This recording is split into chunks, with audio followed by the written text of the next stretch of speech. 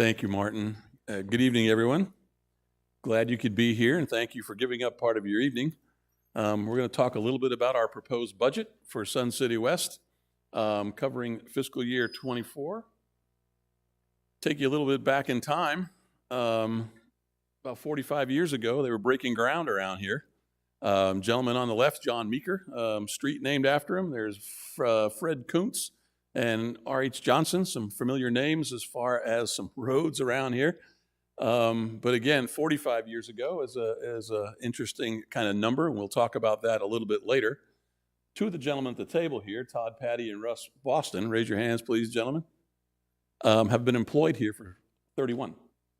So thinking back as far as when this place began, we got a couple folks here who have been around here for quite a while.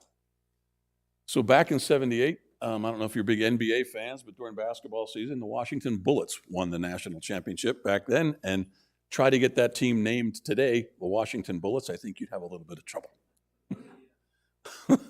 But anyway, just, words like psych and far out, dream on, right on, back in the day, that's where we were, right?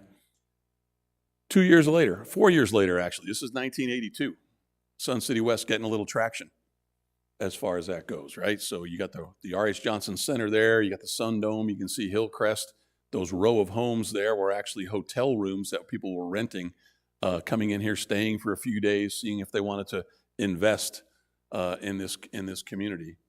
And like I said, 45 years later, here we are, right? Total build out as we sit, 7 beautiful golf courses that we maintain and lots of homes, and we hope a lot of wonderful, happy residents. So where have we come from? Where are we now? Where we're going? So we are a planned community, and I think this is important, obviously, to understand, right? We're a real estate development that includes real estate owned and operated by a nonprofit corporation. That's the association. There's legal ramifications associated with that. And basically, all the owners of separately owned lots and parcels and units are mandatory members and required to pay assessments to the association for these purposes. Like I said, Sun City West Association is a nonprofit organization, 501c4, and all of our net earnings are to be exclusively used for recreational purposes, and that none of these funds should be primarily they need to serve the community rather than private interests of its members. So we look at things as a group as opposed to individual need.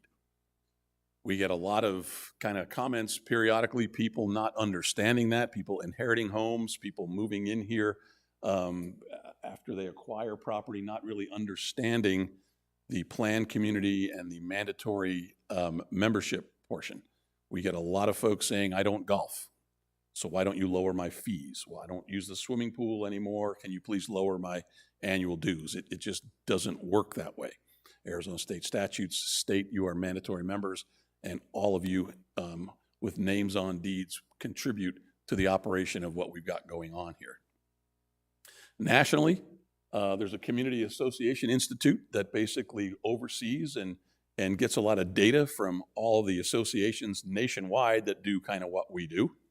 And it's a good resource as far as getting some education and how people are handling things along the way. So when it comes to HOAs and associations kind of like ourselves, there's 338,000 of these organizations nationwide.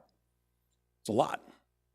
And so a lot of community association board members and whatnot, over 2 million of them, and lots of hours dedicated by board members and committees and volunteers, making sure that your community is taking care of you and doing the best that we know how to do to make sure that your money is invested and spent wisely, taking care of the services that we provide. So a community called Retire Better Now, on their recent webpage, they basically listed the 10 best 55 plus communities in the United States. Again, it's an independent association that, doing their own analysis based on their data, kind of list places throughout America, and we happen to be one of the top 10. We're pretty proud of that. This is a very, very nice place to be, and I would basically, if I had an opportunity to rank these 10, I'd put us at number 1. But I'm prejudiced on that one. But anyway, there are a lot of good communities out there. We kind of talk to some of those. How do you do what you do? What do you do, and why? So we share a lot of information there. But it's nice to be recognized in this area. We are obviously one of the larger sized communities as far as that goes. But recently, Coventry Direct, an insurance firm working with Consumer Affairs, did some analytical work, and they looked at factors like affordability, the amenities that we offer, and security features, and we actually ranked number 2 nationally out of all the 2,600 that they basically interviewed. So I think there's a lot of good things going on here. And again, talking a little bit about the research and some of the data that has been provided by this national association. Again, we're not the only ones trying to figure out this economy, trying to figure out how we get along, how we figure out how to spend money wisely, and some of the things that we're up against. But some recent findings here in which what areas are you seeing increased expenses?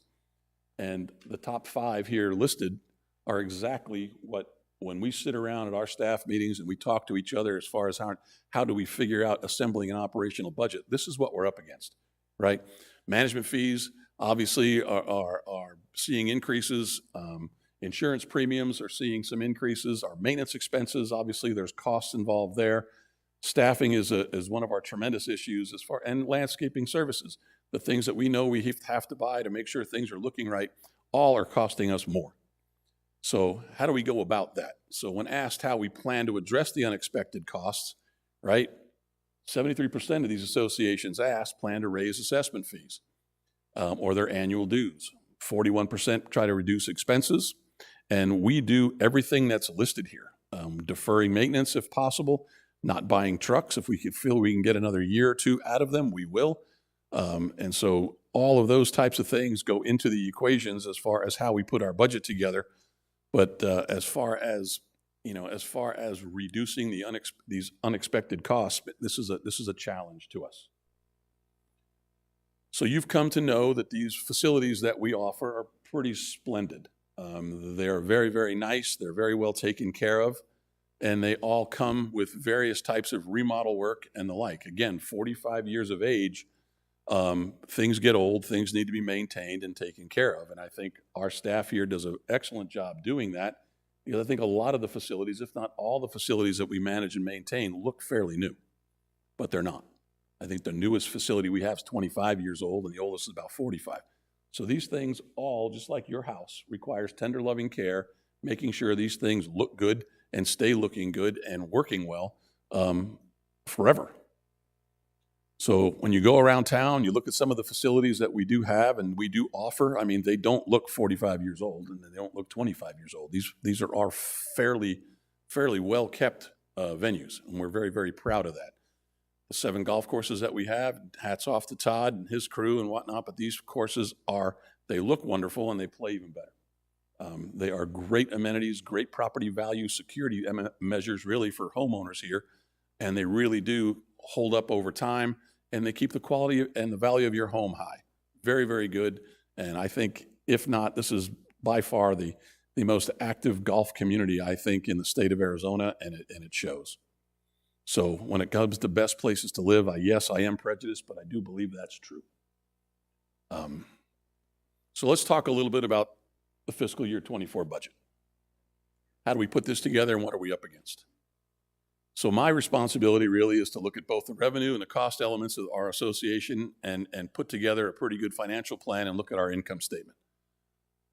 So where are our revenues? Where do we collect money to operate this facility? By and large, golf and membership are the 2 big tickets that provide us the operational dollars that we use to manage and maintain this facility. A little bit on sports pavilion and food and beverage and merchandise and that type of thing, but primarily membership dues and golf revenue carry the weight. And when it comes to expenditures, wages and benefits, and utilities, and again, it's always the term people and power. That's what we kind of use in and out, because that's really what we spend our money on. To take care of the 600,000 hours of operational service over the course of the year requires people. We have staff coming in very early in the morning, 4:30, 5 a.m., and we close at 9. And we have people coming in after that, making sure that restrooms are clean, showers are clean. So when the 6 a.m. folks show up the next day, we're sparkling clean, ready to go. So it does take a lot of time and a lot of people and a lot of work to make sure that these facilities stay operational, they stay well looked, and you guys are experiencing some pretty good venues for recreational purposes during your retirement. So I think we do a good job, but this is really where a lot of the money is spent. So again, our goals when putting the budget together, we want to make sure that we maintain and enhance the assets of the association. That's very, very important. Refunding the reserve fund to make sure that the money is available in the time of need when buildings have to be replaced or roofs have to be replaced, air conditioning units, flooring, that type of thing. It's an expensive operation. There's a 30-year plan in place. And basically, we want to make sure that this is funded enough so we don't have to come knocking on your door for large ticket special assessments that a HOA may do or something like that we don't have money to fix that. Russ and his team take care of hundreds of air conditioners, thousands of square foot of flooring and carpeting and those types of things. So as they age, anything with a $5,000 value and a 5-year lifespan gets thrown into our reserve study. And so we know what lifespans are on different types of items like that. And there are thousands of items in that work study. And so everything is kind of depicted and funded accordingly. So then when the fiscal year comes up that we know we're ready to replace either a carpet, sprinkler system on a golf course, there's adequate funding to do so. And that's what really, and your annual dues is what really helps pay for that. So again, we try to invest properly in new capital projects to make sure the place continues to look fresh. We don't like things getting old and stale, and that's why we like to do a lot of new capital projects. And then we try to, maintain the standards that you've come to know and appreciate as far as all the venues that we do have. Talked a little bit about the reserve plan, but again, it is a very big document, but it is probably our number one concern when it comes to preparing the budget to make sure that everything is basically going to be taken care of, and this has to be funded. Our governing board has policies in place that basically set a minimum as far as what the fully funded balance can be, and it sits right now at no lower than 40%. I think we're in the high 40% now, but and that basically just talks about, and Cliff will explain a little bit about this later during the finance section of this program, but how this thing works. But again, it's really making sure that on a 5-year window, we can kind of see where we're going over the next 5 years to make sure we're financially sound moving forward, making sure, again, air conditioners taken care of, roofs are redone when needed. Everything has a lifespan. It's all spelled out in the reserve plan, so when the time comes, we're financially strong and we have the ability to take care of what we do. The economy today is busy, to say the least, right? There's a lot of things going on. We try to stay abreast as much as we can. There's state laws that change. There's rules that get passed by the governor that affects planned communities. We're dealing with something like that, seemingly on a yearly basis for sure. Recent House bill got signed that we'll be talking about soon. That's going to require us to do an election relative to CC&Rs and how we deal about controlling people and how they park on public streets that we don't own. So a new House bill you'll be hearing about that. That's new news, but you'll be hearing about that shortly moving forward. But there's a lot of moving parts when it comes to managing an association of this size. So the challenges putting this budget together really are trying to make sure that we're paying equitable pay for our staff. There's a lot of competition out there. Anywhere you go, whether it's Home Depot, whether it's a restaurant or whatnot, you typically see a help wanted sign with hours and dollar rates posted. These are typically not full-time positions, but they are very lucrative. We do have a large part-time staff here, and so it's a challenge to say the least. We do have staffing shortages that we're experiencing. We're trying to outsource some things like custodial work. Is that working out? Yeah, too soon to tell, but it's a challenge for us. How do we deal with that? Not a lot of people, half the people I think part-time working here live here, and I don't think there's any of you in the audience I think that would maybe volunteer to come to work tonight at midnight and help us clean toilets. Tough to find. And so that's kind of what we're up against. Minimum wage changes typically every year. Once November rolls around, the governor's going to say something to us that's going to say what minimum wage is. We have to respond to that. And so that is a financial hit to us. Inflation goes without saying. You all experience it. I mean, that slide, 1978, I think eggs and milk were like 68 cents. Gas was not $5.25 a gallon. But those are the things that we're kind of dealing with now. We're doing a lot of work out on the golf course, and the contractors out there doing that work are eliminating a lot of grass out there for water conservation purposes, and we're trying to bring in granite to do some landscaping on there, but that truck has to get from the granite pit to us, and at $5 something a gallon for diesel fuel, they don't like that, and they pass that fee along to us, and we typically have to pay that. Supply chain issues are the same way. You've all experienced it, I'm sure. You try to get something or want something, yeah, I'll get it to you, but it's going to be 7 weeks. So that's kind of some of the challenges that we're up against. Nationally, I don't know if you know that or not, but a couple of years ago when the state of Oregon was on fire, that affects the price of grass seed that we buy here. That's where it's grown. Our winter ryegrass that we put on our golf courses during the wintertime, make the place look as nice as it does, comes from Oregon, and when that place is on fire, that affects the price of seed. And I will tell you, over the last 3 years, that price of grass seed has tripled. And I will tell you, when I first came here 4 years ago, we were paying about $325,000 a year to overseed 7 golf courses times 3. So cost is big. Fertilization, petroleum, and chemicals, all affected by the war. Russia, Ukraine, you don't think that, how's that going to affect Sun City West? It does. A lot of the chemicals, a lot of the fuel products and petroleum-based products that we use are European coming our way, and it does actually affect us in the long run. Inflation, you all know about, right? Here's just a couple of things looking back to 2017, not too far ago, right? Fuel was about $2.14 a gallon. When the slide was put together, it's $4.58. I think you can add $1 to that now, and that was just only a couple of weeks ago. All right, fertilizer's up 85% over the last couple of years. Minimum wage, paper towels, to stock our recreation centers, with towels to clean your hands. It's, we're paying $35 a box, or $10, $12 more than we were paying that just a couple of years ago. So it's very, very, very expensive. We're dealing with it. We're seeing it. We're seeing it live. I mean, we're having reports. I mean, this is not really something to really write home about, but people are coming here with empty toilet paper rolls, right? And rolling their own toilet paper from our bathroom, taking it home. So that happens. We're seeing that. We're seeing, people walk home with glasses from the pub. It's just, it's just a fact of life. So let's talk about dues for a little bit. Couple of assumptions we have to make when putting the budget together, right? We've got mandatory wage adjustments, right? Minimum wage changes. So we have to deal with that, and how that affects everybody else in the line of wages is a compression issue. So you can't have minimum wage people making more money than full-time people mowing grass, and it's just it's a domino effect, basically, as far as what we pay. Again, people in power are our two biggest expenses. And when it comes to people, it's expensive. And you mount that on top of health insurance premiums and that type of thing. The average age of Sun City West residents is about 67 years old. And I would say our employee age rate is just a little below that. And so things happen.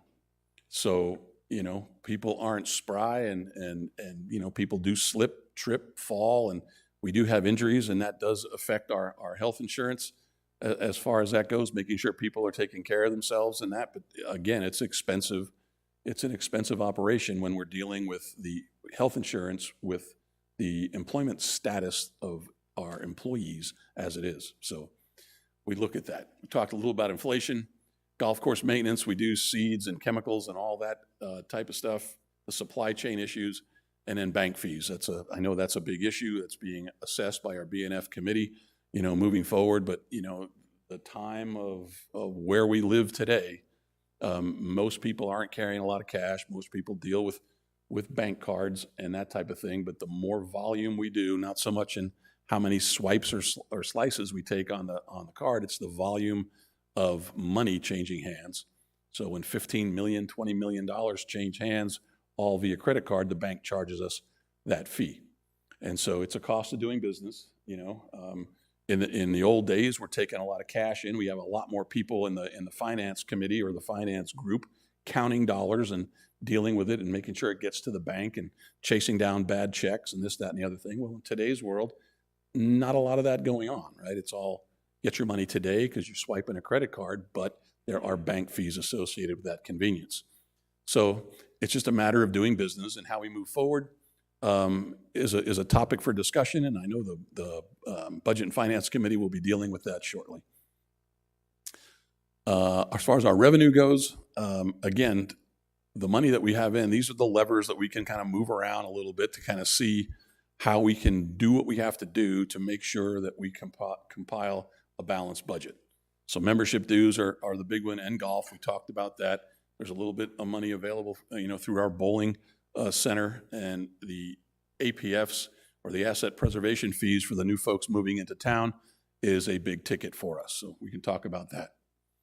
So when we talk about annual dues, there is a lot going on, right?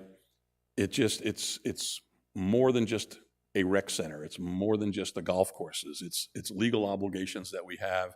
It's taxes that we pay. We talked about the banking fees, any kind of audits that we have, all of the, obviously the wages and that regarding that, but our human resources department, our finance team, CC&Rs, all require funding and that type of thing.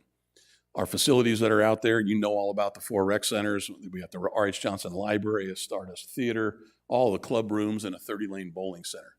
All require staffing, all require maintenance, all require various types of repairs throughout the season, and that's what your annual dues cover. The power portion we talked about, electricity, gas, water, cable TV, phones, and the internet, all part of the program. We got a lot of outdoor sport courts that require tender loving care, and those are not inexpensive to maintain. Lawn bowling, bocce ball. I mean, we can talk about this for a long, long time, but I think this is probably one of the most important slides out there to get a real concept of really the vast magnitude of what your annual dues cover. So doing that, again, this 481 number changes daily, but you know, people come in, people leave. We'd love to have, I don't think we got applications in the back, but we probably should before you go. Please tell us you want to come work for us part-time. We'd love to have you.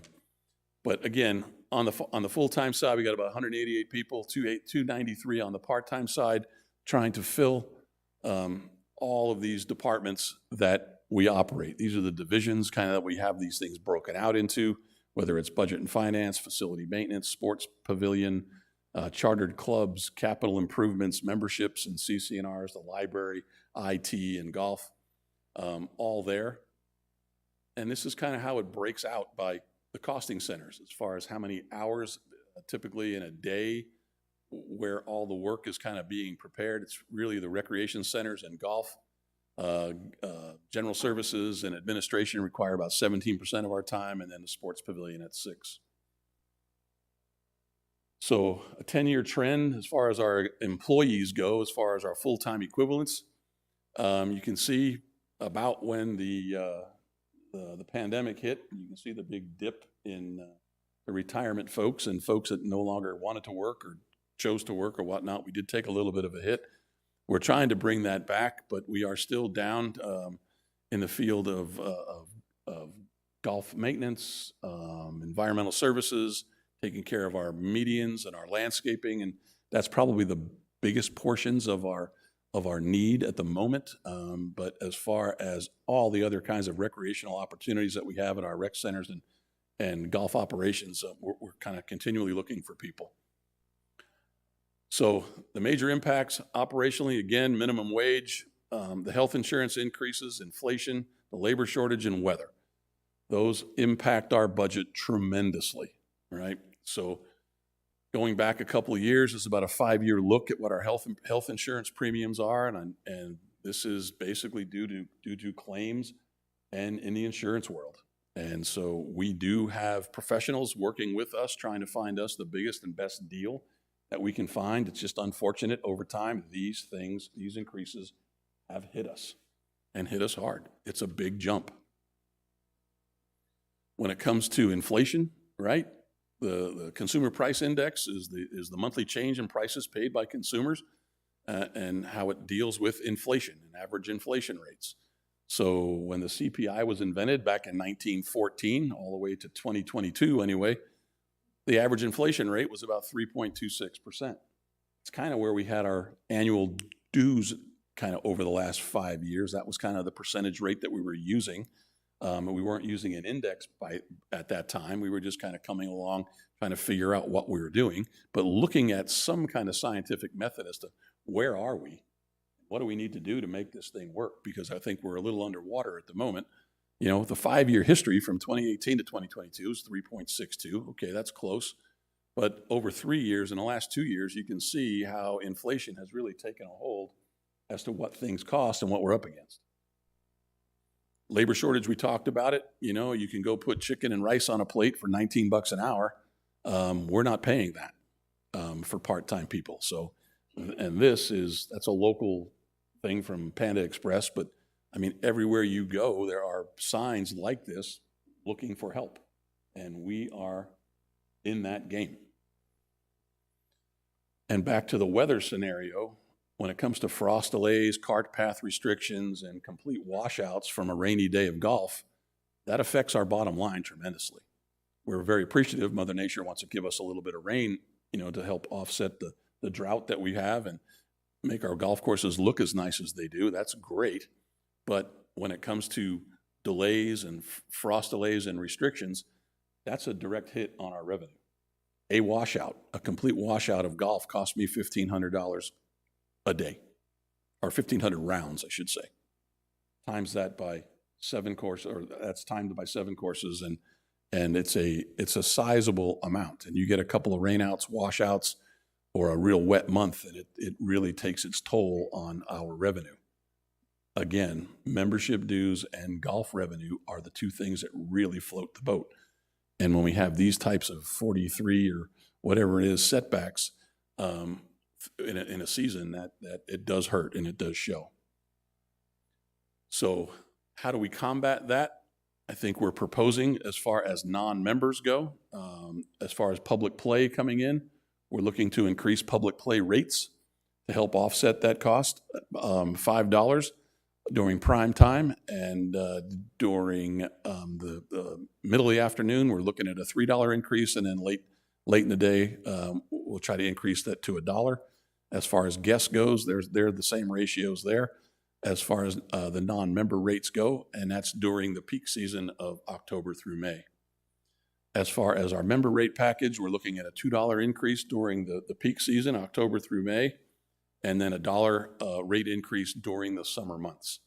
And that really is to make up for what we're anticipating, probably about a 20 to 25,000 round deficit from where we were this fiscal year. I think we were doing like 330,000 rounds of golf, and I think we're anticipating this year maybe 315. My math might be wrong in my head, but I think we're looking at about 315 as far as anticipated rounds of golf for the upcoming fiscal year due to some of the setbacks that we've had.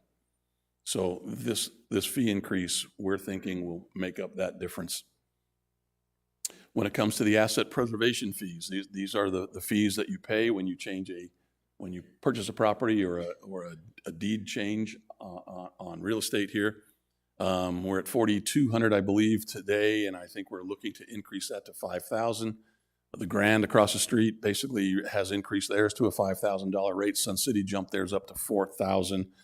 But again, the number of homes that are being sold has averaged about 1,200 over the last several years. I think last year we had a big hit. It was a good one for like 1,600 homes actually sold for us, which was a good funding source for us. But the numbers have dropped off considerably this fiscal year, and we're only anticipating about 1,014 moving forward. So the increase from 42 to 5,000 hopefully will make up some of that and provide us some of that needed cash that we have for new capital gains and some of the repairs and replacements in our capital fund.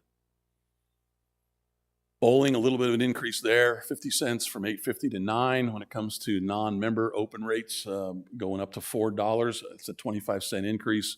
Looking to balance off our pitchers of beer costs, kind of tying them in with what we charge at golf. So the bowling beer fee is going to go up $1 and a can's going to go up 50 cents. And then we're looking at a non-member league cards, a rate increase of about $5 there. So those are some of the issues that we're dealing with. A lot of the entertainment that we're seeing and that we bring in basically have increased their prices too, due to travel concerns and those types of things. So our ticket increases have jumped $2 a ticket when it comes to some of our special event revenue. And it's not just raise fees. We are looking to do whatever we can to save money. So overall expenses and our R&M, we basically asked our staff to come forward with a little bit of a 3% reduction there. Use what you have. We're not really stocking shelves big. Again, supply chain issues kind of play into that a little bit, but we're anticipating a $90,000 savings there. Equipment expenses, same thing, $12,000. All the work Carl has done in replacing the vast majority of our lighting systems throughout our facilities to LED lights has saved us tremendously in some power costs that we have. So we're seeing some savings there. And Todd's enhancements to our well pumps at our golf courses, replacing some old pumps with some new, is also saving us a considerable amount of coin, as are the revised and new sprinklers. Not a lot of leaks, we're not losing a lot of water, that type of thing. So any kind of efficiency we can pick up obviously saves us money. And then looking at our office supply vendors and reduction in shop supplies saves us a little coin. On a little bigger note, some operational efficiencies that we've employed since we've taken over the CC&R program. James Riley and his team are basically using a software program now that helps us better identify delinquent debt that we have. Various times when titles change and we don't get notified for various reasons, whether people just move away and that type of thing, we're at the mercy of Maricopa County on that. And so this provides us a little bit more of a fresher look as to when property does change hands. So instead of waiting around 2 or 3 years until we kind of get that figured out, this is a program that allows us to recoup those costs and the fees that are owed to us much sooner. And as you can see, that's a small investment in this software program has paid off tremendously for us to the tune of about $1.4 million. So that is a good thing. So any kind of efficiencies that we do, we are after, and we continue to look for that. So when it comes to fees, again, the bylaws that are approved for Sun City West basically limit how much money annually your fees can increase. And there is a ceiling on that, and that's 15%. State of Arizona says 20, but the bylaws at Sun City West are lower than that. So 15% is the maximum that these fees can raise. And over time, they have actually hit that number several times as far as annual fee increases. We're not there. But going back 30 years, the average annual increase was 5.4%. That's what a 20-year fee schedule looked like. That's the history of our fee increases. The red line on the bottom is the inflation line. And as you can see, our fees have always been above the inflation line. So we're kind of good. I can't explain the 14.9 and the 15% jumps. That was long before my time here. But that's a very difficult way for owner members to even plan anything. If you're going up and down and sideways, all kinds of ways, not good. So over the last few years, we've tried to have a little bit more conservative level increase and making sure that we were able to cover our costs as far as that goes and balance our budget. But as you can see, over the last couple of years, inflation's taken a hold of us. And we didn't have a large increase last year. It remained relatively low at a 2.4% level, and we have a little bit of gap to make up. So the average dues over the last 20 years, not 30 years, has been about 6.1%. And moving forward, based on budget and finance recommendations, talking with our committees, moving forward, we are proposing to the governing board to look at a 6.1% increase to $540. That's an increase of $31. This year's payment was $509, I believe. And that's an increase of $2.58 a month to make sure that everything we talked about earlier gets covered operationally and we still have adequate funding to put into our reserve study. Again, back to the top 10 in the communities in the United States, we did a little comparison there. Sun City West still is fairly well below any of the other top 10 communities nationwide as far as what someone believes is the top 10. I would agree with that. It's still, I think, a very big bargain for all of the amenities that are provided here in Sun City West inside the walls for $540 annually. Comparing that a little bit locally to some other 55 plus communities around us, Westbrook Village had an 8% increase this year. The Grand went 7, Sun City Festival 10, and Pebble Creek 7. And you can see what their individual rates are as far as annual dues. Some do charge by the rooftop, but those were divided down into an annual individual rate. So that's how we go about balancing the budget. I'm going to introduce Cliff Swan, and he's going to talk about how we got there, show you some of the numbers, and I'm going to wet my whistle if you don't mind, and I'll be back in a few.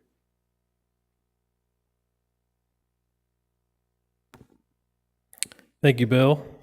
Good evening, everyone. Thank you for coming today. I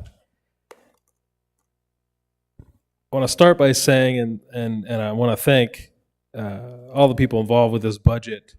We essentially started this process on the capital side July 1st, really. We're a fiscal year end, so June 30 is our year end, and we pretty much begin immediately starting to compile our capital budgets for our capital spend, and we start looking at the reserve study, reviewing the reserve study to see what assets we can get more life out of and what assets we need to make the decision to repair or replace.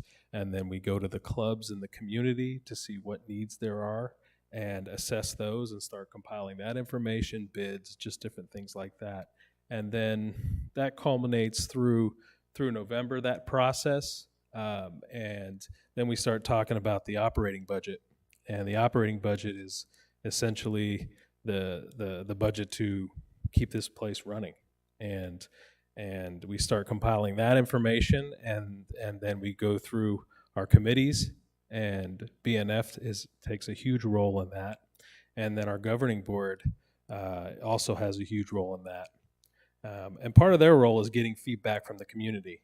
And that's part of why we're here today as well.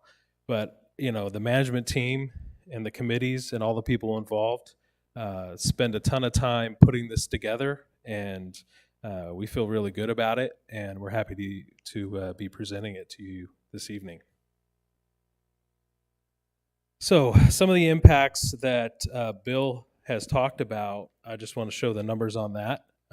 There's a budget packet that was presented at the April 20th governing board meeting, and there'll be one presented or attached to our BNF meeting on Tuesday.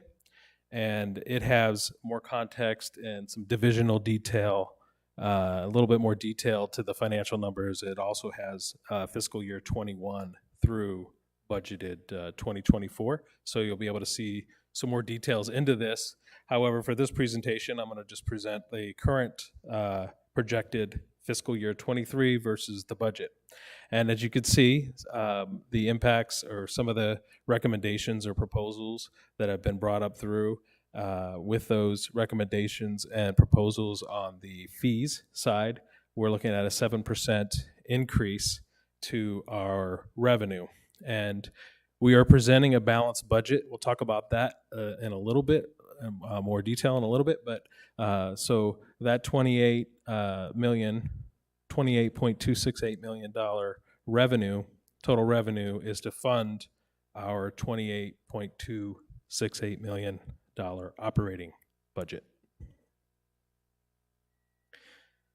So looking at the expenses, 7% increase overall in expenses. A huge portion of that, almost 1.3 million, is associated to salaries, wages, and benefits, which is 65% of our overall expense structure here.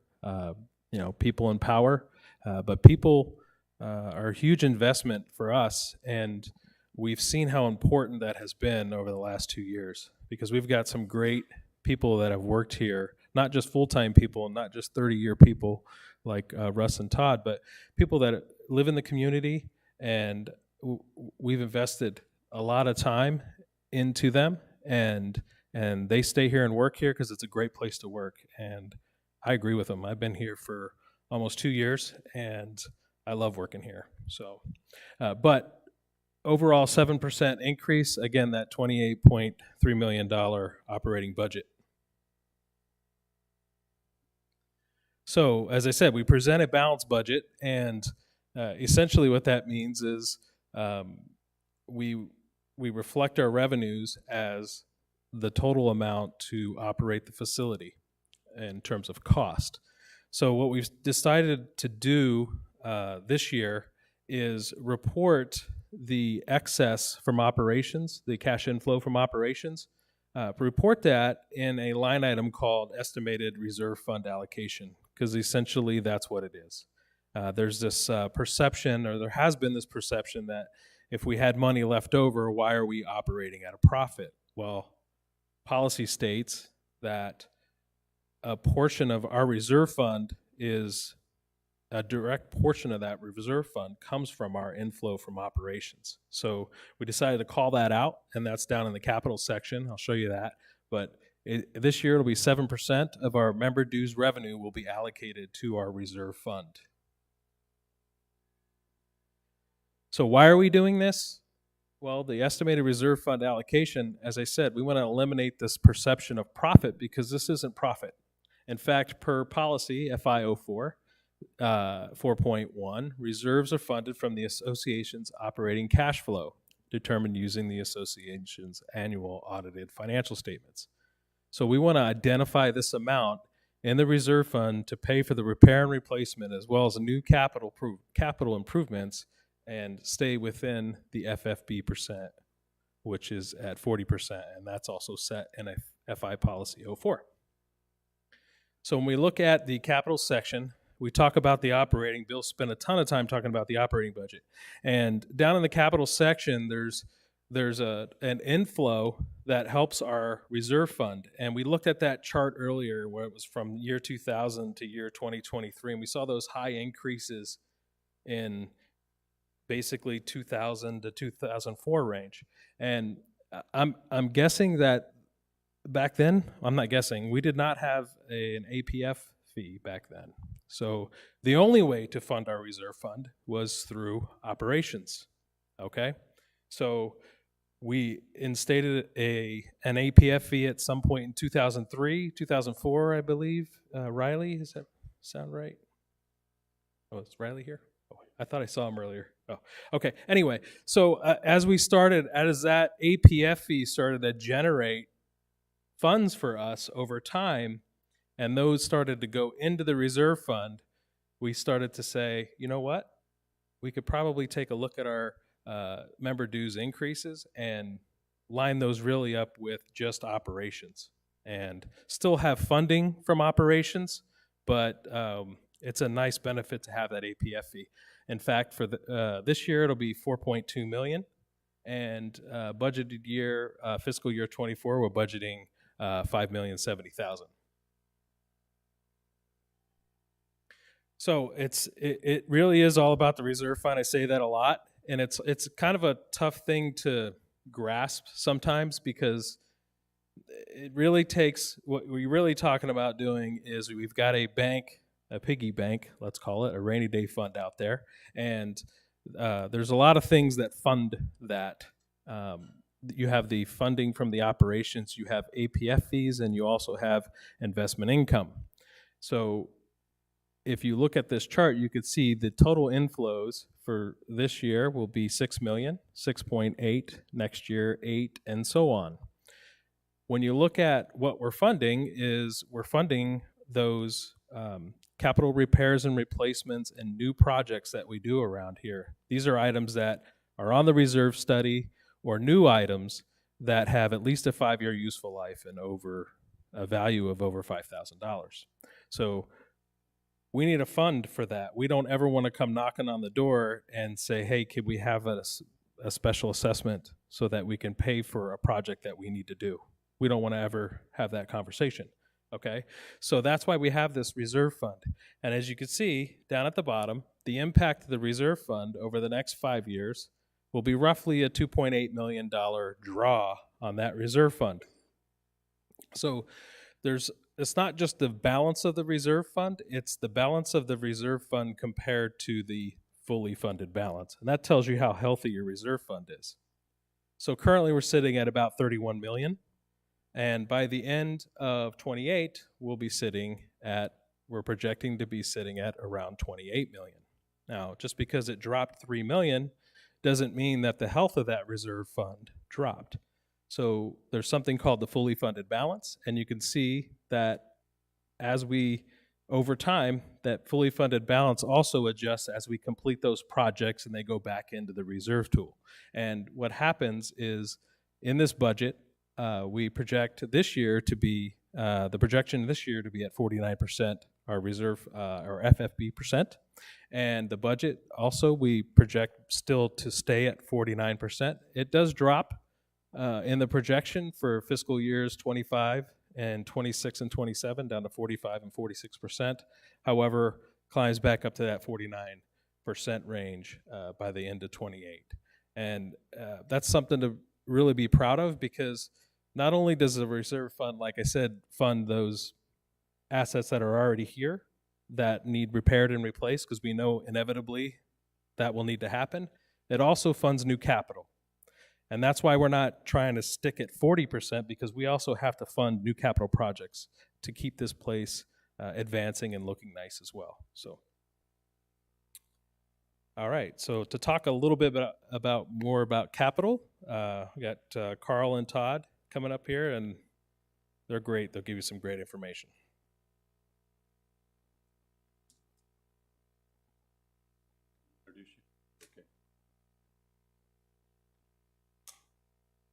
Hi, friends. Welcome. Glad you're here this evening. I'm Carl Wilhelm, Capital Project Manager, and I'd like to share with you this evening the proposed projects that are planned for this next season. With Governing Board approval, our FY24 capital expenditures, I'd like to start off with the items that we plan under $50,000 that are new. We have a project at Beardsley, the Arts and Crafts shade structure and concrete. If anybody remembers, there used to be a big planter box on the back side of the Arts and Crafts by the Botanical Gardens. We had a tree damage that pretty badly, and it was removed. So now we're going to beautify that area in relationship to how the Botanical Gardens looks, and create a 18 by 31 shade structure and pavers underneath it. And it'll be a nice place for everybody to hang out. Desert Trails Pro Shop storage area roof. At multiple of our golf pro shop locations, we have storage areas behind masonry walls. About 40 or 50% of them are covered, and this one particularly isn't, so it isn't much good to us for storing items that take up a lot of room. So we're going to put a shed roof over the top of that. The Desert Trails Pro Shop patio shade structure, same location. Last year we did a Deer Valley shade structure or patio extension off the front beer garden there. And so that'll be a nice 16 by 16 shade canopy with pavers underneath and look just like the Deer Valley front patio. Over at R.H. Johnson, facilities operations requires a new truck. The way we've rearranged our staff and our needs for driving, our employees need to be able to get around the community, hauling tables, doing business each and every day. So we have a truck in the budget. The R.H. Johnson Social Hall ceiling and lighting renovation design.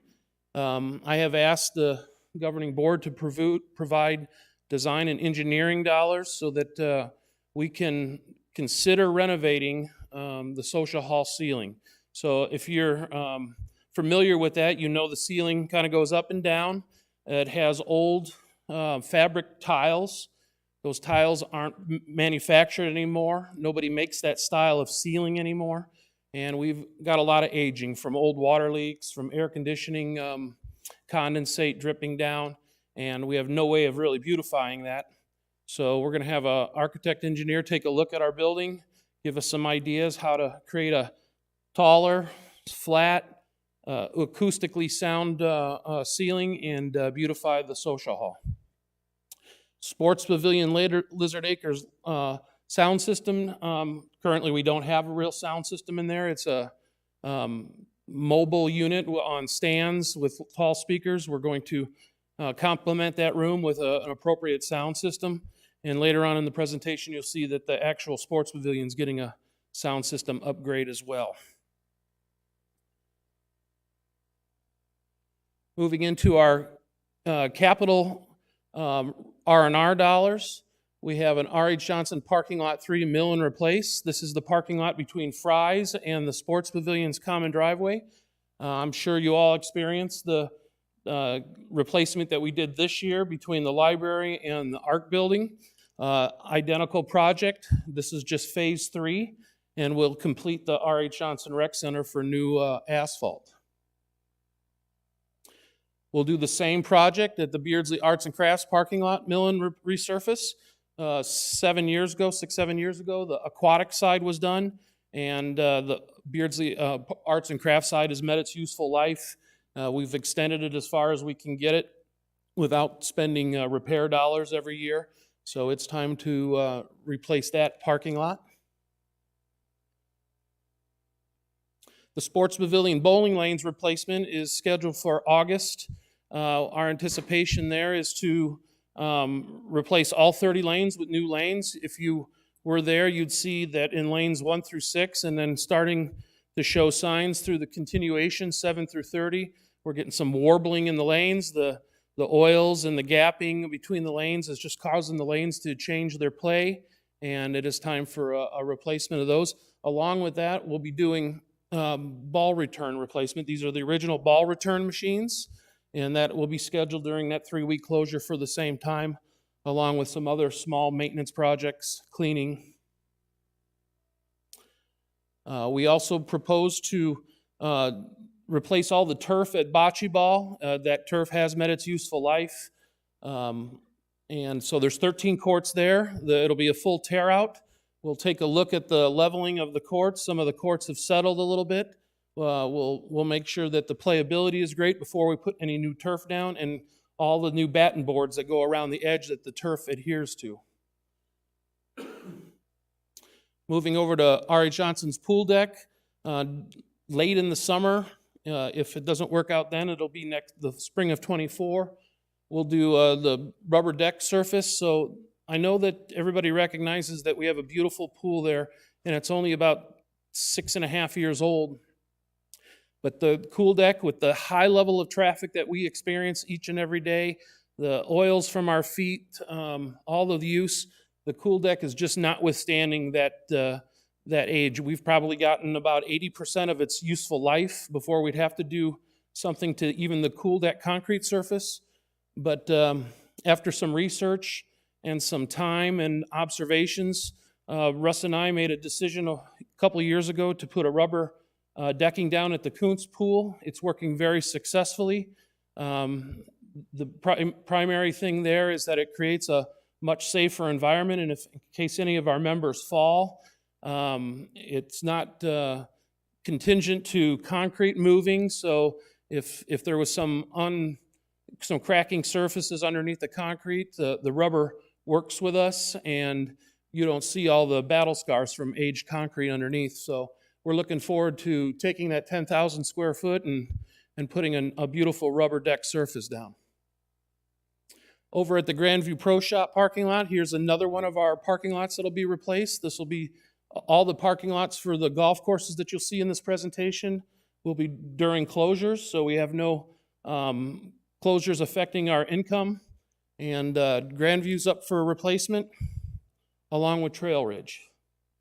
And if you were to drive to those today, you'll see the reason why. So they've met their age fully, 45 years old. Each year we do a cardio room, full replacement of cardio equipment. The 5th year is just a stall year, so we only have 4 fitness rooms. Next Wednesday, you'll see that the all-new equipment coming for R.H. Johnson is going to be in place, so I hope you enjoy that and check that out. We're going to have some new equipment there, like a stair climber. But on next year's sheet, we have Beardsley being replaced. Russ and I have a pretty large task here to accomplish, 4 miles of walls plus a little bit on Stardust Boulevard. But the R.H. Johnson Boulevard from Meeker and Grand all the way to R.H. Johnson and Bell, you can see the conditions of those walls if you drive along. And so we'll do some repairs to cracks. We'll scrape off some old stucco and get that all touched up with new stucco and fully repaint all of the R.H. Johnson Boulevard walls. Kuntz Recreation Center is due for a new pool heater.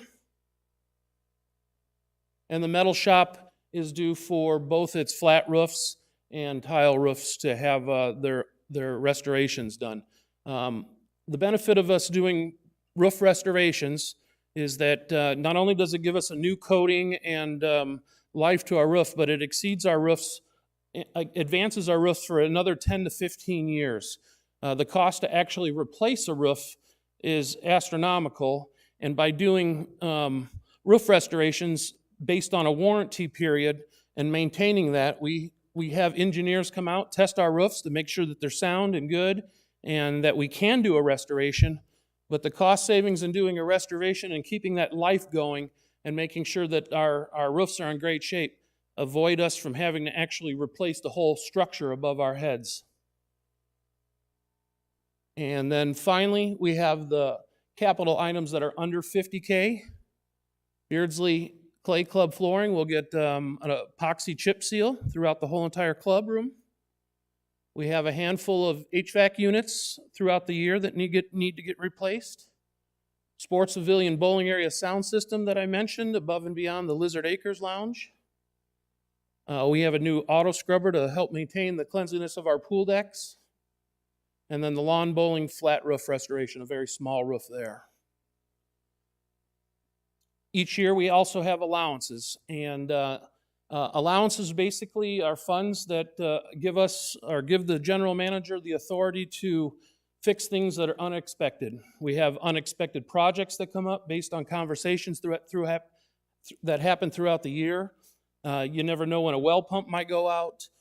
We sometimes incur safety and structural integrity issues just due to aging that we weren't aware of. And this is a fund of $400,000 generally on each year. We don't spend all these funds, but they are there in case emergencies arise. And then I'd like to hand this off to Todd. He's going to share his capital portion, and I'd be happy to answer any questions about these projects after the presentation is over this evening.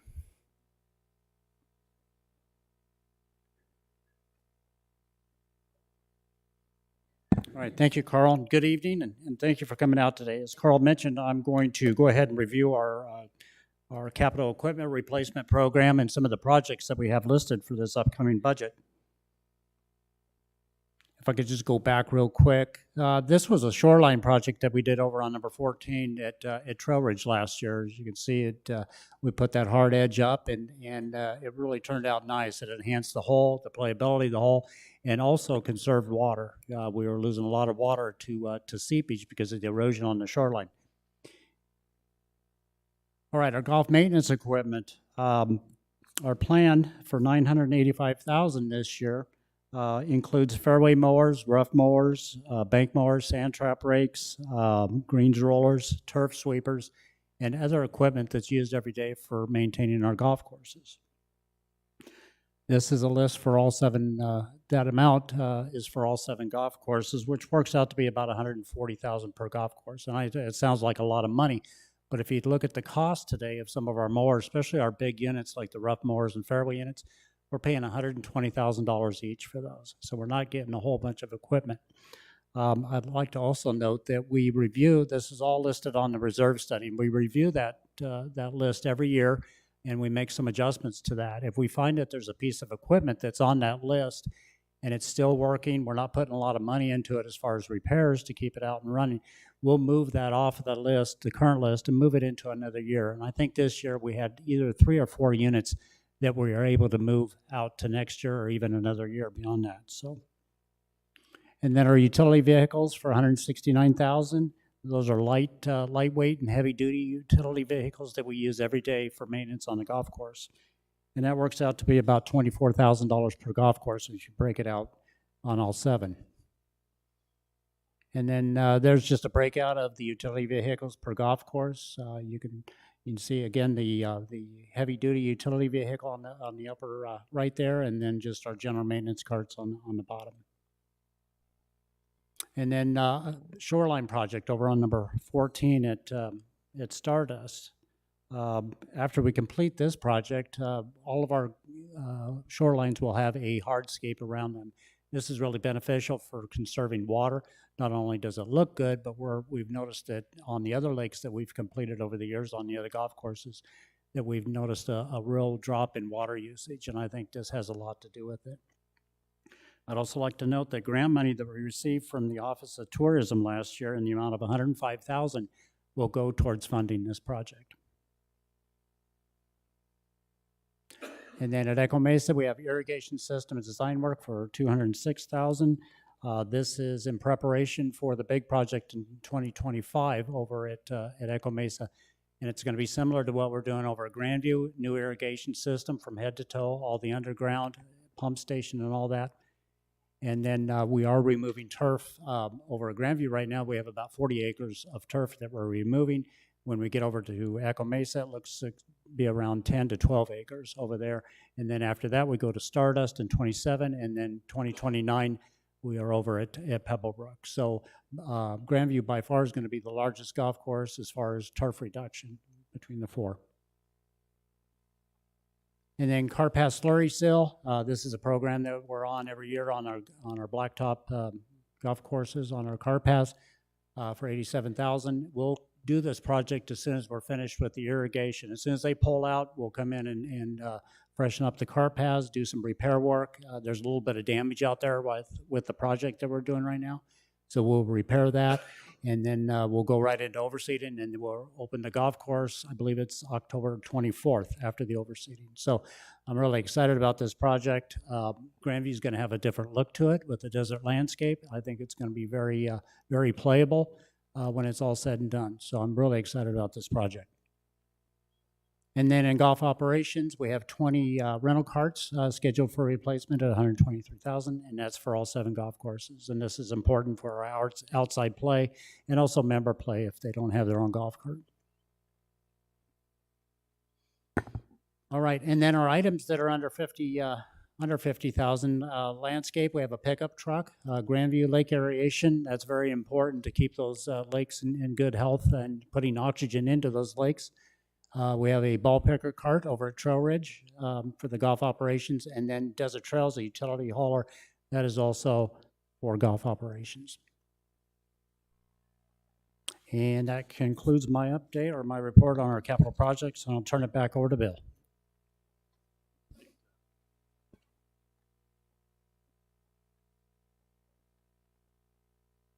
So we talked a little bit about 45 years ago. It is our 45th anniversary. And in summary, we're looking at, and this is just a coincidence, by the way, but we're looking at a $31 increase on our annual dues to $540 or $45 a month. And then looking back, I think, as to everything that we kind of threw up here today as far as our projected improvements, all the operational costs that we do have for $45 a month, I would still continue to use the word bargain as far as the operational or your annual dues here within Sun City West. And we're here to answer any and all questions that you may have. And so here we are. Mr. O'Hara, you want to join us down here? Katie, you want to come down? You comfortable up there? All right. I would say that there is nothing to sign in on, though, but if you do come up to the microphone, would you please state your name and your account number, your card number, and that would be appreciated. Thank you.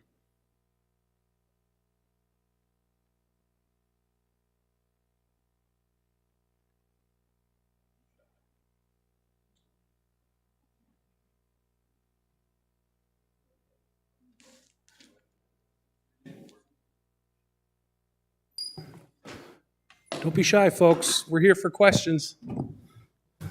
Hi, my name is Sharon Heddick. My card number is 106159. I'm going to read this so I don't make a mistake in saying it. $1 was added to just the prime season resident golf rates, November to May. A second $1 was added for 12 full months per Mr. Standbein to cover the credit card fees, but it's already been part of the present rate, so why are we adding another $1? And it doesn't sound like much, but if you play golf avidly for 2 people in a household, that's another $350 a year. Go ahead. Okay, yes, we added the dollar. There was discussion when we were talking about golf rates and about how over the years golf has, stepped up on their rates to cover their expenses. And then we also were looking at the mix of play and how much of the budget was allocated to public or non-member golf versus member golf. And we were looking at those rates and looking at possibly having a negative impact on that outside non-member play, which is a huge part of our revenue. It's 18% of our rounds. So we wanted to make sure we kept that and held that. So that the increase to member play was to offset some of the decrease in the original proposal for public play, which was 742.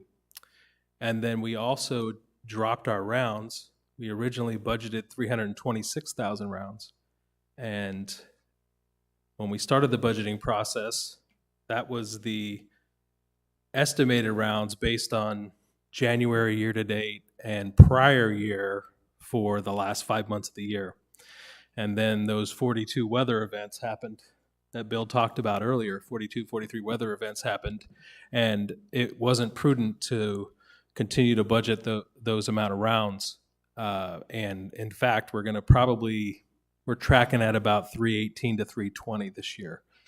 So we decided to drop the number of rounds, and then with the mix of outside play versus member play, and that was the reason for the rate increases. It wasn't to cover credit card fees. I know that was stated, but the purpose or the meaning behind that was to address all of those things, and that's why the rates were adjusted.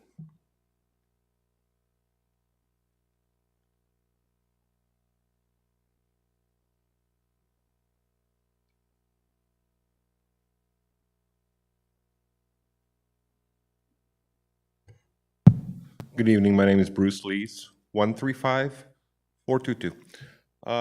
Is there a possible location to obtain the proposed budget in writing so we can look at it?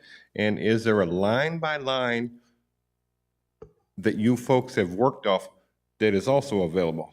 In other words, I know he hit on some key areas on where the expenditures were going to go, but like you said, it's 1,100 line items or more. Because everything you threw up there, I saw some things that caught my eye, but I can't remember exactly what the topic was. So I was wondering where I could get a copy of it to review. Two things there. I'm sorry. Two things there. The 1,100 kind of line item scenario you're talking about is part of the reserve study or the capital plan. Yes, sir. That's a 30-year plan. So hard copy on that, no, that is a computer program that we can certainly share with you if you want to come in and see with us. But that is a gigantic modeling program. And as far as the actual budget goes, I think Cliff announced that it is on our board docs webpage. If you were to go to the B&F committee, Yeah, I looked. the budget should be there. The proposed budget. Proposed budget should be there, yes. Okay, and am I understanding that the budget actually has to be voted on and approved prior to May 30th? Correct. Because I was here last year when we were up against the gun, last minute scurrying and such. Do you expect that to be the case this year? I hope not. Well, because I'm pretty saddened that this is the few amount of people that are actually concerned where our money is going to go. I don't know how the turnout was yesterday. About the same. Okay. One other question, if I may. The asset preservation fee raising to $5,000, but the lowering projections of the number of units that actually move through on an annual basis. You took nearly 200 units out. How did you derive that figure? And if you surpass your projection of 1,014 or whatever it was, where does that money go? Because that 200 home difference is $1 million. Yes, sir.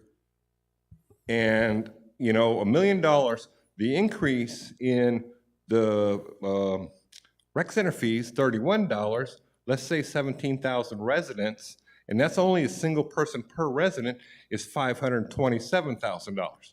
So, you know, last year we kind of hemmed and hawed, and we raised the asset preservation fee from 37 to 42, but we were able to talk you down or convince the board that we didn't need to raise the membership dues to the 526 or whatever their projecting was, and we got it down to 509. So I was looking to see what, you know, if there's any wiggle room again. Thank you. Thank you.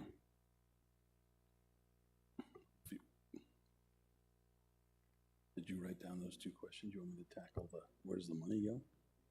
Go ahead. Okay, so to address your question on the APF fees and where those monies go, so this year we're tracking at about 1,014 as well.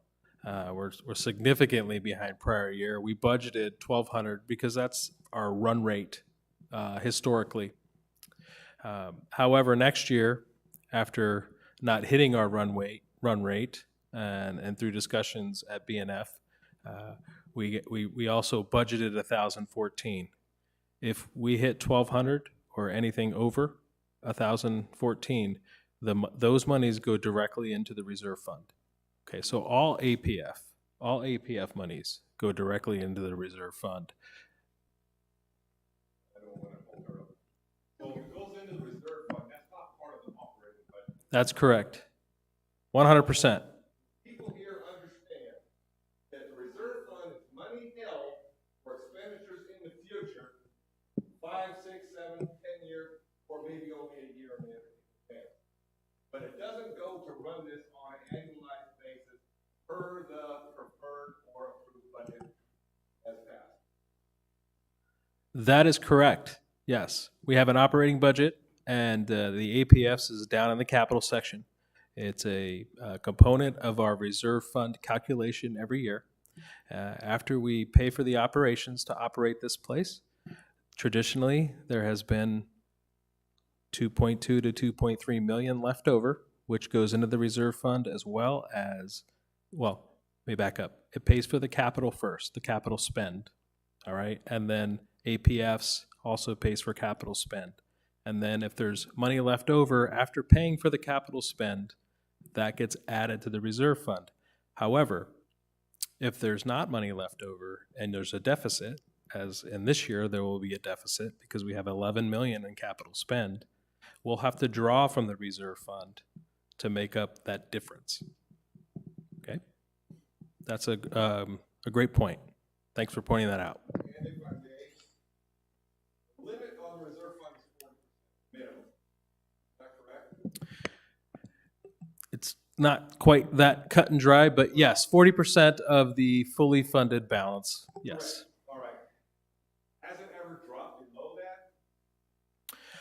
I haven't seen any modeling or any historical values where it was below that, but I don't have till the beginning of time. And so, you know, the 40% is of the fully funded balance isn't the cost of the assets. It's the used portion of the cost of the assets. Okay, so the percentage that you have to have is 40% of the used portion of the cost of the asset. And can you explain once to me, if the minimum is 40 and we're hanging somewhere between 45 and 49, what do you consider the ceiling when you start returning money back to the budget operating? Yeah, I don't know that we'd consider that. I mean, gosh, I guess if we got up, How much money do you want to keep in the bank? sure, yeah, yeah.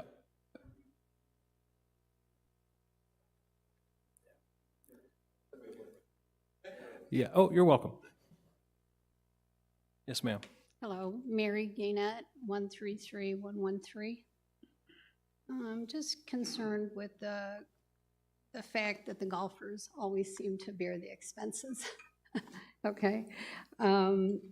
As they said, you know, if somebody golfs 2 times a week, you're just basically handing them a bill for $150.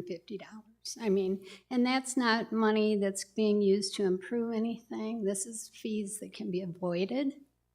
And by making the golfers pay the expense, people using credit cards won't change their behavior, okay? And if they pay more to use their credit cards, then they'll either pay cash or put money on their account, or they'll choose to pay the fee. And that's their decision then. But to simply have the golf community absorb that is not going to change anybody's behavior, okay? And if it was like 530 last year, 530,000 or something, how do you know it's not going to be 600 or, you know, if nothing changes? And those are things that people can do. They can put money on their account and avoid those fees altogether, and we should have that option.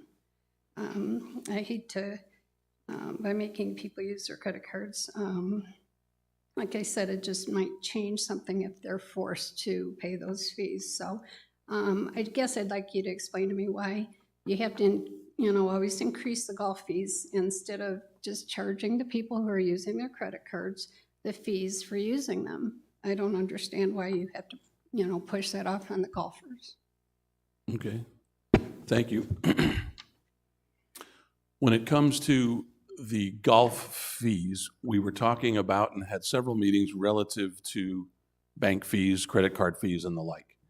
And what can we do, you know, demand cash, write a check, those types of things. And that's kind of going back several years. I get that. I get that. But it's really a kind of a cost of living, and it's the way people live now. People would rather pay with credit card. I'm sorry, let me try to explain this to you. People like to play with credit cards and pay with credit cards because they're going to get either some kind of a funding back, whether it's gasoline, whether it's airline miles, whether it's motels, whether it's, I mean, the banks have figured this out, right? So people tend to do that. It's becoming more and more of a business practice and a normal practice of how people transfer money these days than paying in cash, carrying cash, or writing checks. So it's an expense and it's a convenience and the like. So we've discussed that at several meetings, whether it's the golf committee, whether it's the budget and finance committee, and it's still under consideration as far as where are we going in the future.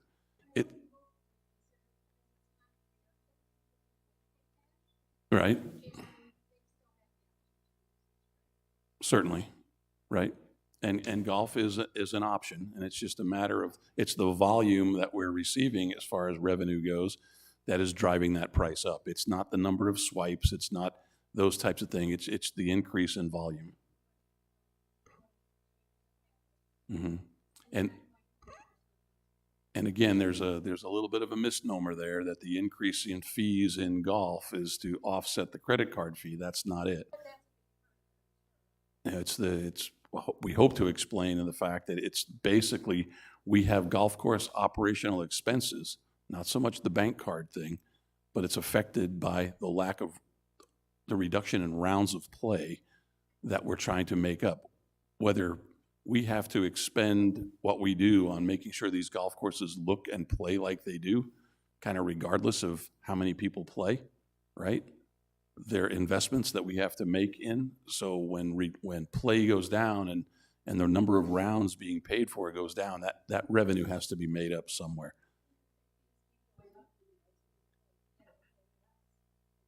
Right. And we're looking at those rounds numbers, and we're looking at competitive rates all around us in the valley, and where are people going competitively. And we still feel that, and I think Pat, you can maybe touch on that too, but you know, of the 10 or 20 courses that we study, I think we're very, very competitive when it comes to what we offer and what those rates are.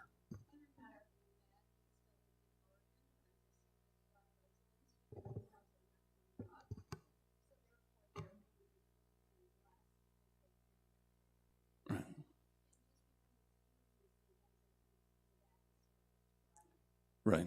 Okay. Thank you.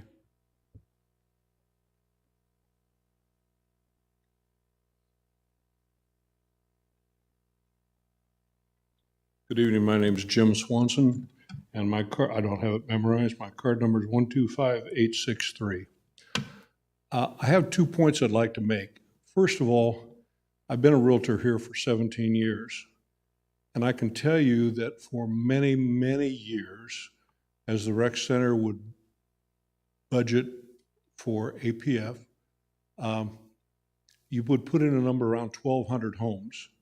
And for many, many years, the average number of transactions was more like 1,400. Now, yeah, we're in a down market now, but I think that one of the things that the board should consider is really finding a way to tune into that more accurately than what it has been in the past. Now, I don't know what happened to that incremental difference. Yeah, it came into the budget, but at the same time, we know now that it is a down year, and everybody recognizes that. But I think you need to realize that there's a lot of people here that see what's happening in the real estate market, the activity that we have had, and wonder where does those extra dollars go? Because there's extra dollars coming in that are not allocated, not budgeted under APF. So that's one point I'd like to make. The second point I'd like to make is the fact that yes, there are a lot of members here, a lot of residents here that are feeling the pressure of finances themselves, as is the organization.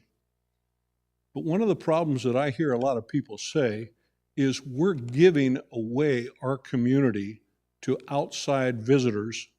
We have invested dollars into this community. And even though the line item on special entertainment isn't a big dollar item, it ticks a lot of people off when they see the ticket sales of visitors coming in and enjoying a night in the park at Beardsley or whatever the events are, and they're paying the same rate as members are. And that is not fair. For many years, I have said that I felt like the outside play number was too close to the member number. But then again, I see now we're starting to make a movement on that, and I commend you for that. But I also think for entertainment purposes, because this community enjoys being out. They enjoy going to these events. But when they see, ticket sales and a whole bunch of people coming in from other communities, that's really not fair to the residents here. And I don't have those numbers to share with you today, but we do have your contact number. We'd like to get that to you, but in at least the last couple of conversations that I've had with our special event team, owner members here get first crack at those tickets. And hold on, sir, thank you. And there's a microphone here if you'd like to come talk. It's in around a 1 or 2% level. Outside play at our golf courses is at about a 10% level overall with our 330,000 rounds. We do take that into consideration when we deal with outside play, guest play, and that type of thing. We do realize that this is an owner-member facility, and that is really where our priorities lie. Understood that one of the things was the software for ticket purchasing is difficult to administer 2 levels of charges. I don't know if that's true or not, but it seems like that could be something. I don't have the exact rates, but the public rates are higher for event sales, and that took effect this year with the new ticketing software. And how much higher? I don't have the rates with me, but they are higher.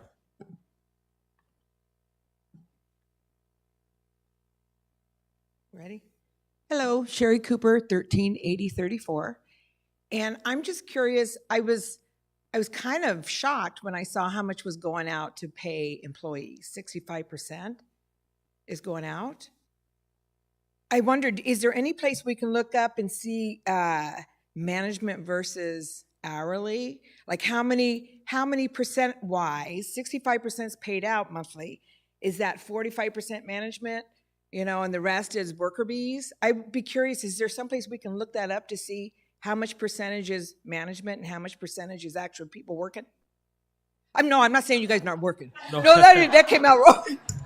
I was in management for a lot of years, so no, I know the game. I mean, so I'm kind of like, I'm curious to know what the percentage is, management versus labor. Okay. Let's put it that way. Yes. Thank you. That's a great question. We've presented this, and I guess what I would tell you is that we have 481 employees here.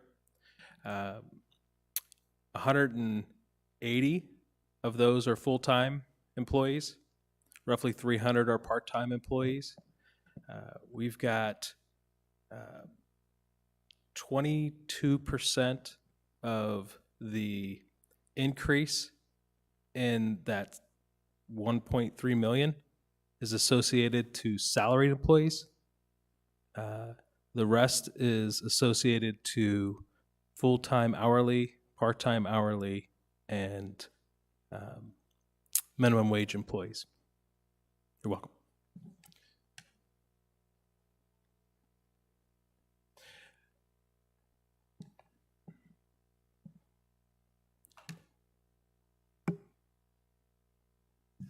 Bill Weaver, 124087.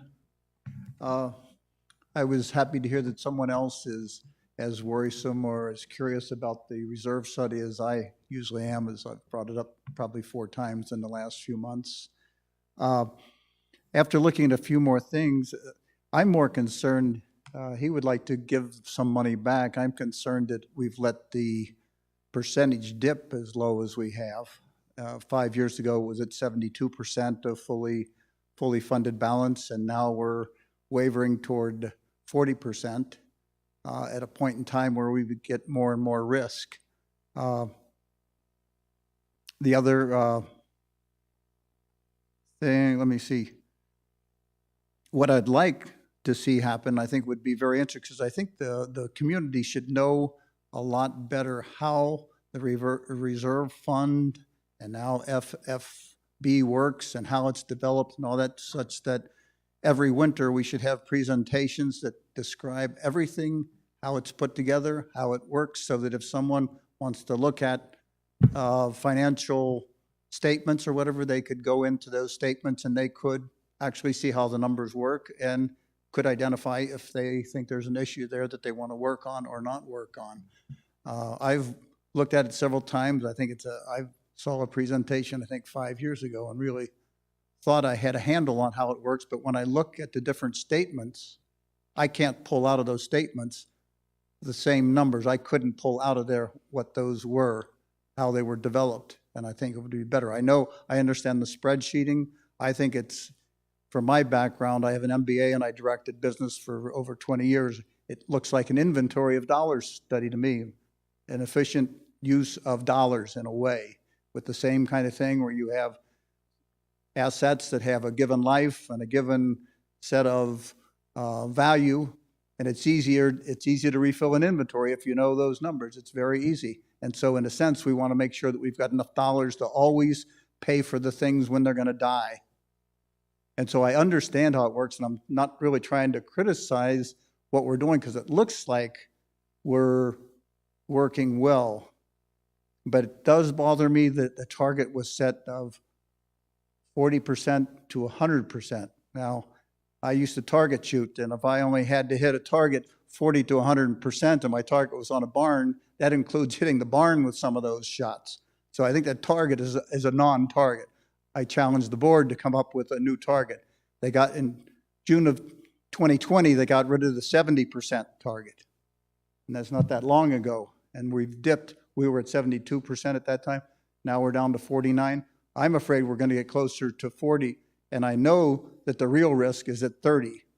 And I know Sun City hit below 30, and Sun City was in real trouble several years back. So I think having a community that's well informed would allow that community also to raise good questions. Why are we doing this? Can't we do it a little different? Maybe we can do it a better way. So, thank you. And I would like to say, Mr. Weaver, a few years ago, obviously you got new faces, you've got new CFOs, you've got new financial folks in the House.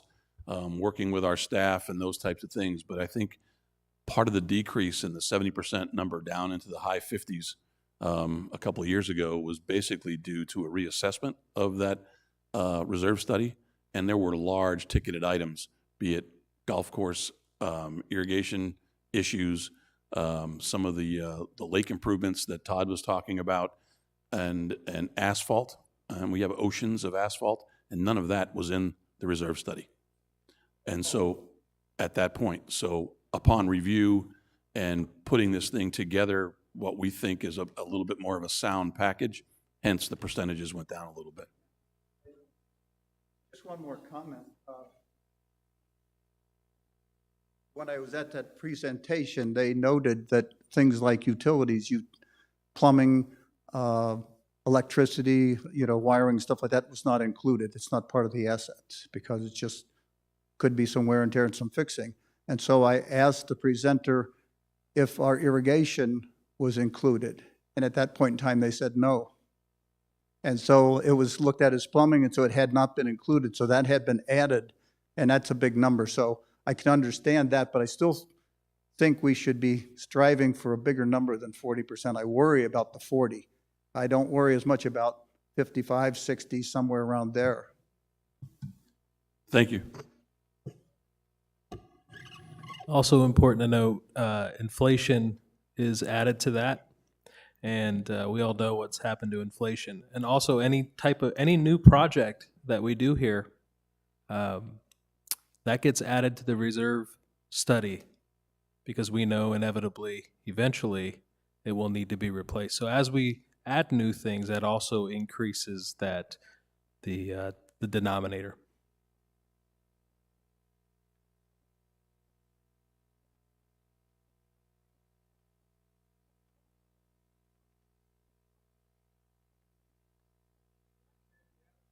Okay, I'm going to ask another question. I'm sorry, Sharon Heddick, 106159. I'd like to know from Todd how much money was actually saved when we don't have to throw the water this year, both in electricity and water.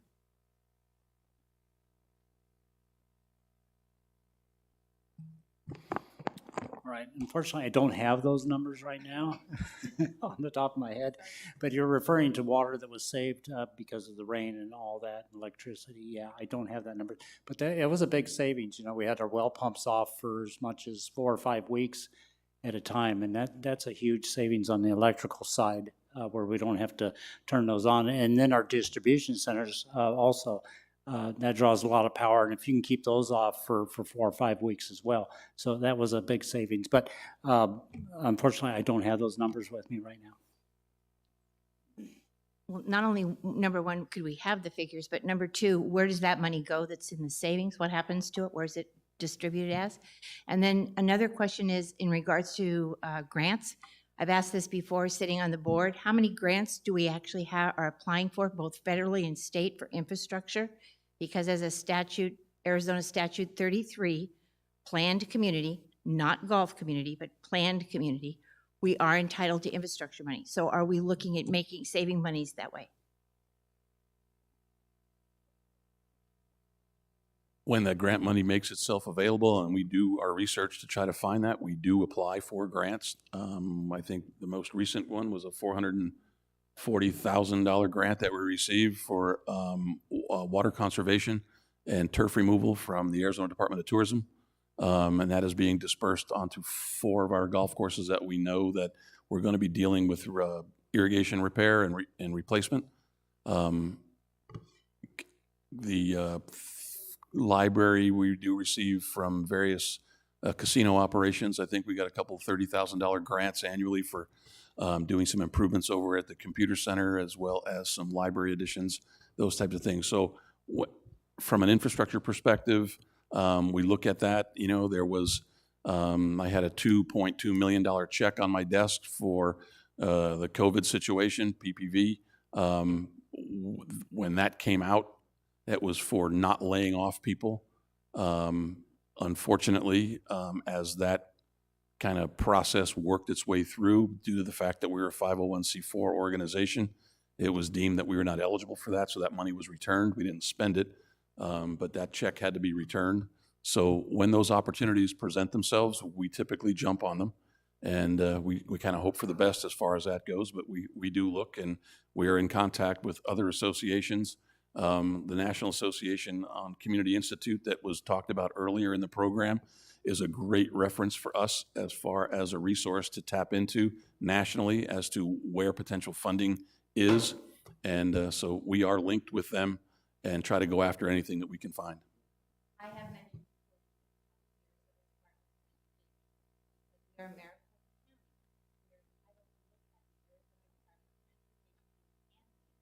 Federal. Regarding the savings that are in electrical savings or cost of the savings of the electrical would just be reflected in the operating expense. And as far as water savings, really there is no water savings because we pump our water, so it's really electrical savings to pump the water. However, there is some potable water we put on the parks and common areas. We could try and figure out what that would be. It wouldn't be a ton, but no, great questions. But that's where the savings would come from and where they would lie. But the Hatfields and McCoy in that situation, the electrical money and the water we save by Mother Nature is offset by lack of golf revenue. And so that's More the than game you play. offset. That's the game you play. Yeah, way more than offset. Bruce Lees again, 135422. Now that you mentioned that golf, when you decreased the rounds of play, was most of that related to the weather events where the courses were not playable? Okay, so we had a crappy year, and hopefully we're beyond all that. Shifting gears, I don't remember what the numbers were, but you were talking about an increase in insurance premiums for employees. This is full-time employees? Part-time employees are not entitled to insurance? That's correct? Depends on what kind of insurance you're talking about. No, the health insurance that you're spending the money on. The graph we showed was on health insurance. There are other insurances in that line item that pertain to everybody, like workers' comp, but the numbers on the graph is health insurance. Right, well, workman's comp, that's a state issue. You have to pay a fee regardless of how many and what class of employee they are. I'm talking about health insurance expenditure increase for full-time employees. Yes. So what would you say the percentage of increase is? Well, last year our premiums increased 34%. To what dollar? We'll have it on the $1 million, in front of $1.2 me. million? It's Higher than that. yeah. Because you had numbers up there, but you didn't have whether it was K or M. So I didn't know, did it go up 177,000 or did it go up 1.7 million? Over time? We're just talking about 1 year's budget. So I have a 15% increase built in this budget over this year. The total increase of that is, put my glasses on, about 250,000, So 260,000. the 2,076K, that's 2,076,000? It is, yes. Okay. And good luck trying to find insurance companies that want to cover us based on the age of our employees, based on the healthcare costs, based on the hits that we take. Correct. Not an easy game. So based upon that, we're short 40 employees right now or No. more? No, More? no. 20. 20. That's an acceptable number. We don't anticipate trying to fill those positions at $13.85 an hour. We do. Not all those positions are minimum wage, but yes, we try to fill those. A part-time positions. position is a minimum wage position. Negative. Not all the time. No. Okay, okay. I'm just trying to get an idea of where we can fill the positions so we don't have to have closures at the rec centers and various different things like that. We need that bus from Ukraine to park at the Mexican border so we can bring them in and Don't even go there with have that. people, right? So All right, so you said an increase of 200,000, almost $250,000 from FY23 to FY24. Am my math correct? Yes. And why would that, my insurances went up I know insurance is gonna go up, but nearly $250,000 for 180 employees. Did we have a higher claims rate? Yes. Our workman's comp, we get in a less preferred group that our rates went up. It's a long conversation. However, the gist of it is we had a large portion of our claims associated to a very small portion of our insured. That caused the rates to go up significantly. Okay, so And hang on, we present this at Budget and Finance, and we'll be presenting it this September, roughly, when we go to look at our increase, when we go to look at our insurance claims. All of these things go through Budget and Finance, and they're presented. And if you're not able to attend, we record them, and then we also have the minutes posted online. So, but yes, that's the long and the short of it. can we, or are we doing any type of risk mitigation to possibly eliminate the positions or provide a safer environment? You're not being very specific on what type the claims are, slip and falls, head injuries. Have you heard of HIPAA violations? I understand that, but we're not talking about individuals, and you're not a medical provider, so that doesn't apply. I'm just asking for basic numbers. Well, it does apply, but we're talking about health insurance. We're not talking about workers' comp or garage and liability. We're just Correct. talking about health insurance. So there's no mitigating things that we can do to, Okay. if we have a covered person who's someone in their family has something, there's nothing, they're covered. Okay, Okay. yes, you're correct. I was trying to mix the two, and I shouldn't have done that. I apologize. All right. Thank you very much. Thank you.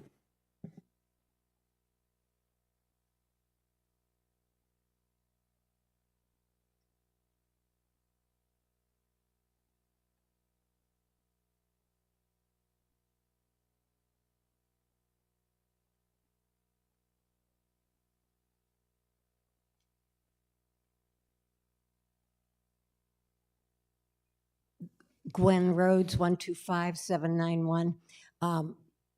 Cliff mentioned it a minute ago. When COVID started, it was awful. But one of the best things that came out of it, all of our meetings are on YouTube.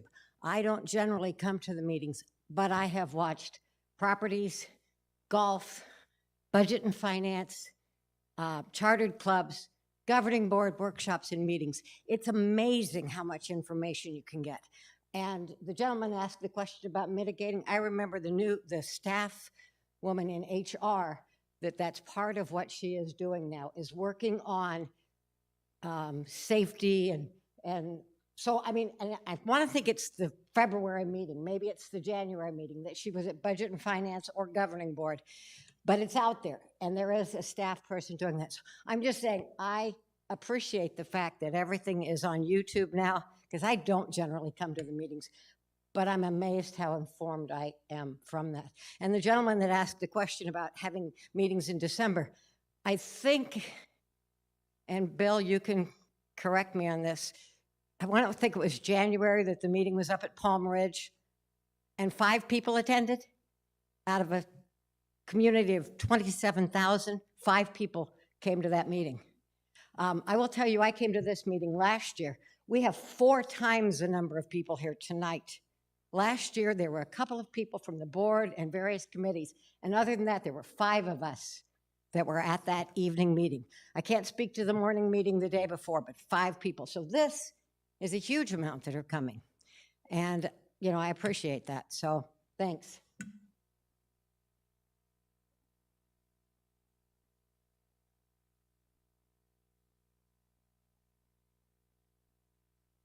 Daniel Cooper, 138033. So I've only been here 2 years. I went to Torch. It was amazing, amazing class. I was just curious, how many people in here have been to Torch? Half of them. So anyone who has it in this class should go to Torch. You learn so much about this community and what they have to offer and how things work. So, thank you.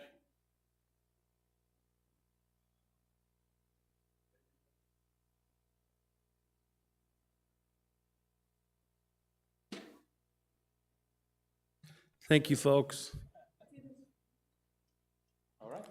time. Thank you. We're available for questions afterwards too if you want to come up and ask us anything.